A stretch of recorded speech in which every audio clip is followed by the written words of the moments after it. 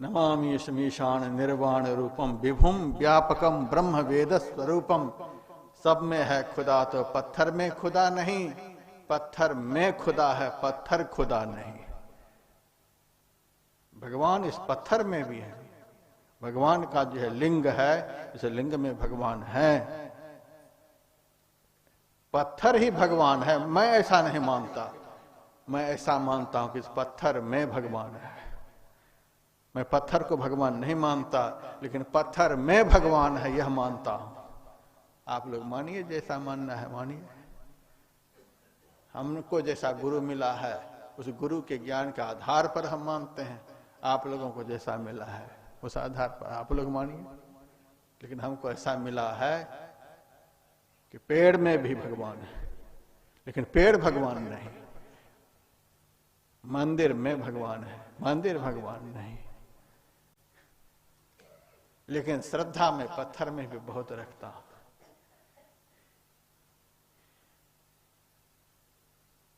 लोग कहते हैं यह राम की प्रतिमा है, यह राम की मूर्ति है।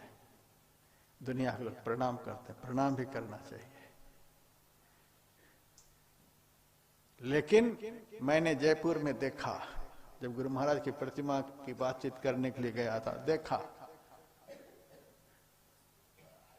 प्रतिमा की छाती पर बैठ करके छेनी हथौड़ी लेकर के कलाकार छेनी हथौड़ी चला भी रहा है, एक हाथ में बीच बीच में सिगरेट लेकर के पी भी रहा है। सिगरेट पी रहा है, भगवान की छाती पर बैठकर छेनी हथौड़ी चला रहा है।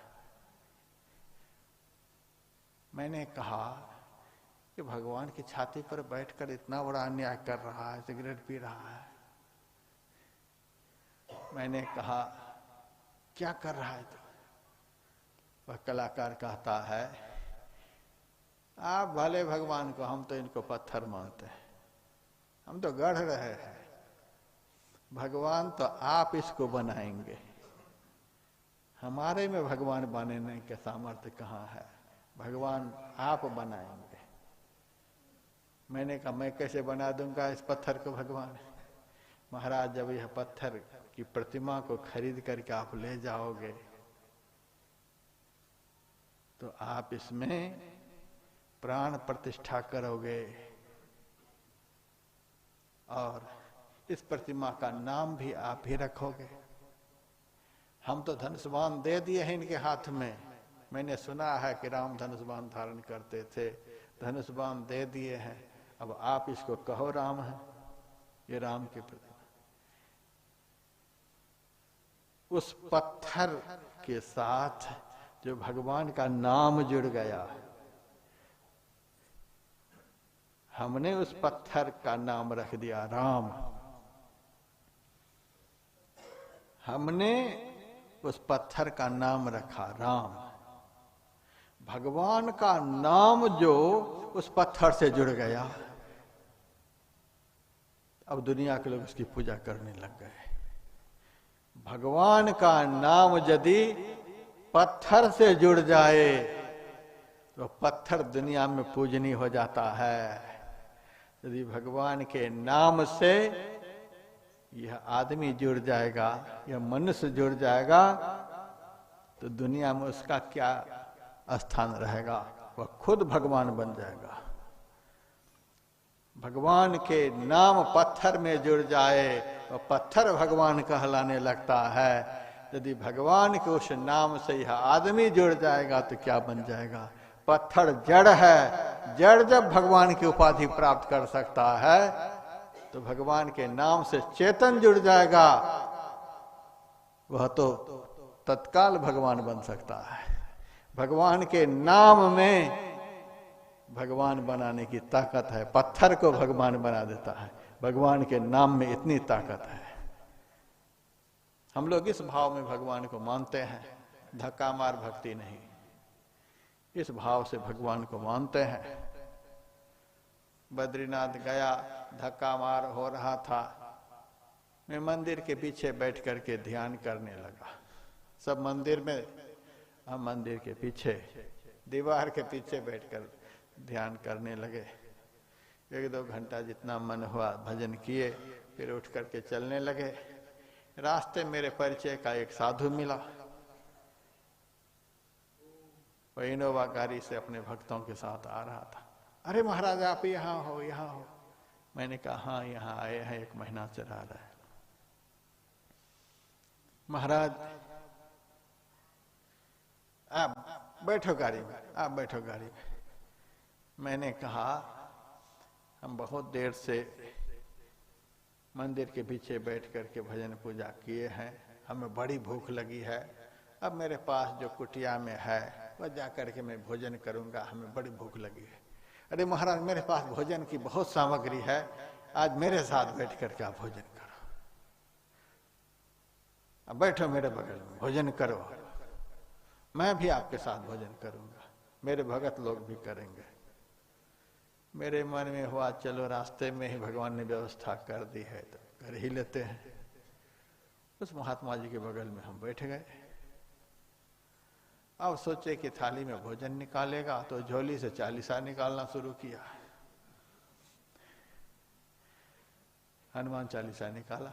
मेरे से कहा महाराज यदि आपकी आज्ञा हो तो थोड़ा सा 40 का पाठ कर लो, फिर भोजन करेंगे। मेरे मन में हुआ 40 तो कहते हैं 40 पंक्ति में भगवान की महिमा का वर्णन, 40 में 40 चौपाई होती है, तो 40 चौपाई पढ़ने में कितना टाइम लगेगा? 5 मिनट लगेगा। चलो कोई बात नहीं, पढ़ लो। हनुमान 40 की समाप्ति हुई नहीं और तब तक झोली से शिव 40 भी निकाल लिया। भूख के मारे हमारी हालत खराब होती जा रही है, उनकी 40 नहीं खत्म हो रही है। शिव 40 खत्म नहीं हुई, दुर्गा 40 शुरू किया, काली 40 शुरू कर दिया। 40 पर 40, पूरी झोली में ही 40 भर रखा था। कब तक में महाराज 40 खत्म हो गया, अब 2-4 ही बचे हैं। सबसे आखिर में लालू 40 निकाला। महाराज अगला इलेक्शन में हमें भी खड़ा होना है, हम बिहार के हैं, इस 40 को पढ़ लेंगे तो कहीं विधायक का टिकट न मिल जाए। हे भगवान कहाँ तक ये 40 पढ़ेगा। हम तो उठ करके चल दी, गाड़ी से उतरे, हाथ पकड़ते रहे लेकिन हम रुके नहीं। यही है भक्ति। इसी भक्ति से आप अपना कल्याण चाहते हैं, कदापि कल्याण नहीं होगा। आप झोली भर 40 पढ़ते रहो, माला लेकर के 1000 नाम को जपते रहो। ओम नमः शिवाय, ओम नमो भगवते वासुदेवाय, क्लीं क्लीं ह्रीं ह्रीं जपते रहो, कभी कल्याण नहीं होगा। भगवान की बात मानो, भगवान को मानो, भगवान की मानो, दोनों बात हो। भगवान कहते अनन्यास चिंतयन्तो माम ये जना परिभाषते, अनन्य भाव से मेरा चिंतन करो। नो अन्य अनन्य, दूसरा नहीं सूझे, एक के सिवा दूसरा नहीं सूझे। अभी तो कुछ भी नहीं, भगवान का संकेत अनन्य से बहुत दूर तक है। सारी दुनिया के रूपों से मन को हटाकर सब में मैं हूं, तो मेरा किसी एक रूप को पकड़ लो। दुनिया के सब रूप से मन को हटाकर एक रूप में लगाओ। और एक रूप का ध्यान भी अनन्य ध्यान नहीं है, उस रूप में भी हाथ है, पैर है, अंग है, प्रत्यंग है, वह भी अनन्य ध्यान नहीं हुआ, अनन्य भक्ति नहीं हुई। अब भगवान ने कहा उद्धव जी से, उद्धव मेरे पहले संपूर्ण रूप का ध्यान करो। संपूर्ण रूप में तुम्हारा मन स्थिर हो जाए तब मेरे मुस्कान युक्त मुखारविंद का ध्यान करो। केवल चेहरे का ध्यान करो। चेहरे में भी मन स्थिर हो जाए तो चेहरा को भी छोड़ो। देखो यह है ध्यान है। सकल को छोड़ो, रूप को छोड़ो, धीरे धीरे उधर पहुंचो जिधर रूप नहीं है, अरूप है। रूप से अरूप की तरफ चलो, साकार से निराकार की तरफ चलो, संपूर्ण रूप को छोड़कर एक रूप का ध्यान करो, एक रूप के भी सारे अंग प्रत्यंग को छोड़कर मेरे मुस्कान युक्त मुखारविंद का ध्यान करो। फिर वहां से भी मन को हटा करके भगवान कहते हैं नवद्वारान संयम्य मनोहृदय निरुद्ध च, 9 द्वारों से अपने मन को एकाग्र करके मन को हृदय निरुद्ध च, जिस हृदय के विषय मैंने कहा इड़ा पिंगला और सुषुम्ना के मध्य में योग हृदय है, वहां पर अपने मन को स्थिर करो। प्रियाण काले मनसा चलेना भक्त्या युक्तो योग बलेन चैव ब्रुवोर मध्य प्राणमावेश सम्यक सौतम परम पुरुष मुपैति दिव्यम। दोनों भ्रुवों के मध्य में अचल मन से भक्ति से सराबोर होकर के जो मेरे ज्योतिर्मय स्वरूप का चिंतन करता है वह मेरे दिव्य परात पर स्वरूप को प्राप्त कर लेता है। यह है अनन्य ध्यान, अनन्य भक्ति। एक को छोड़कर मन कहीं भी नहीं जाए। और ऐसा ध्यान जब बन जाएगा तब आप ऐसा अनुभव करेंगे एक दिन, अनेक में एक है, एक में अनेक है, अनेक में एक को देख भाई। उसी एक में अनेक समाये हुए हैं और अनेक में वही एक समाये हुए हैं। जिस दिन उस प्रभु का दर्शन हो जाएगा उस दिन ऐसा ही दर्शन होगा, अनेक में एक है, एक में अनेक है, अनेक में एक को देख भाई। यह है अनन्य चिंतन। फिर कहा निरंतर चिंतन।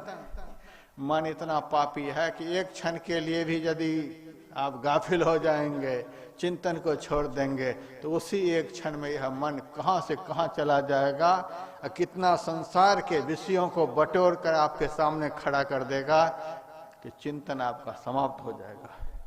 इसीलिए भगवान ने कहा निरंतर चिंतन, चिंतन कभी छूटे नहीं। उसके बाद भगवान ने कहा निष्काम चिंतन, कुछ कामना मन में रख करके नहीं, हमें यह मिल जाए भगवान से, हमें वह मिल जाए भगवान से, हमें वह मिल जाए भगवान से। निष्काम चिंतन।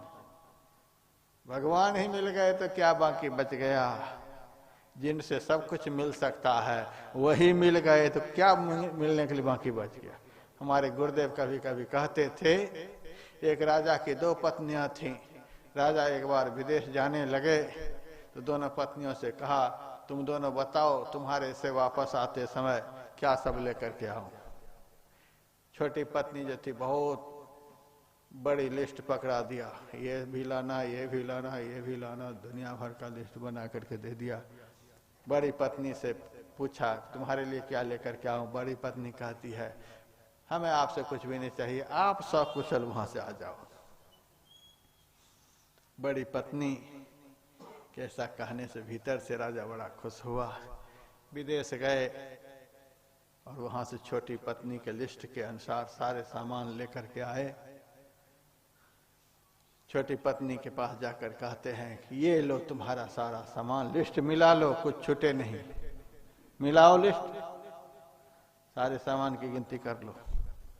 गिनती कर, हाँ सारे सामान ले। आज कमाल हो गया, हमारे जैसे पति दुनिया में कौन। कमाल हो गया, सब कुछ लेकर के आए, कुछ भी नहीं छूटा है, बढ़िया से बढ़िया लेकर आए हो। सब संभाल करके जा घर में रख, अब मैं जा रहा हूं। अब बड़ी पत्नी के पास चले गए, वहीं रहने लगे। अब छोटी पत्नी रात में आज देख रहे अब तक नहीं आए महाराज, अब तक नहीं आए। तब जाकर के कहती है आप यहीं रहोगे क्या, मेरे पास नहीं आओगे। कहा तुमको मेरे से प्रेम नहीं,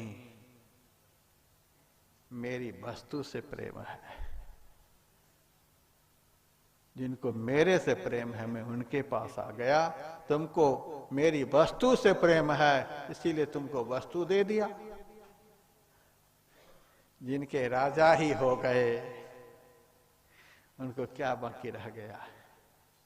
2 तरह के भक्त होते हैं, एक भक्त को भगवान से चाहिए और एक भक्त को भगवान को चाहिए। को वाले निष्काम भक्त हैं, से वाले सकाम भक्त हैं। हमें भगवान से ये चाहिए, वो चाहिए, वो चाहिए। तो आपको पदार्थ तो मिल जाएगा, लेकिन परमात्मा नहीं मिलेंगे। पदार्थ नश्वर है, एक दिन शरीर भी छूटेगा, पदार्थ भी छूट जाएगा, बस वही घोड़ा, वही मैदान हो जाएगा, बस कुछ भी हाथ में नहीं रहेगा। परमात्मा यदि मिल गए तो परमात्मा कभी छूटते ही नहीं, सब दिन मालो माल रहोगे। और भगवान ने इस तरह के भक्त के लिए, जो अनन्य भक्ति करते हैं, जो निरंतर भक्ति करते हैं, जो निष्काम भक्ति करते हैं, 3 प्रकार के भक्तियों से जो समन्वित भक्त हैं, ऐसे भक्त के लिए भगवान का वचन, तेषां नित्याभियुक्तानां योग क्षेम वहाम्यहम्। हे अर्जुन, मैं ऐसे भक्त के योग क्षेम का वहन करता हूं। इस प्रकार का जो भक्त होता है, ऐसे भक्त के लिए योग क्षेम, योग का अर्थ होता अप्राप्त की प्राप्ति, इंद्रियों के द्वारा जो अप्राप्त है उसकी प्राप्ति। ऐसे भक्त को मैं प्राप्त हो जाता हूं। योग, क्षेम का अर्थ प्राप्त हुए की रक्षा। कभी भी इस भक्त को मेरा चिंतन छूटे नहीं, मेरे भक्त के जीवन में किसी भी प्रकार का अभाव नहीं रह जाए। ऐसे भक्त के लिए भगवान का वचन, योग क्षेम वहाम्यहम्, मैं भक्त के योग क्षेम का वहन करता हूं और प्राप्त की प्राप्ति करा देता हूं, और जो प्राप्त हो गया है उसकी सुरक्षा भी करते रहता हूं। कितना बड़ा लाभ है भगवत चिंतन से, भगवत भक्ति से, निष्काम चिंतन से। गीता का 9वां अध्याय का सार संक्षेप रूप में आप लोगों को सुना दिया। सुनाने के लिए बहुत है, सुनने के लिए बहुत है, करेंगे तो जितना 5 दिनों में सुनाया है, इससे आपका कल्याण हो सकता है, ऐसा मेरा विश्वास है। आप लोग निर्भ्रांत होकर जो कुछ भी भगवान का उपदेश मैंने सुनाया, उसको करने में अब लग जाएं, आपका अवश्य कल्याण होगा।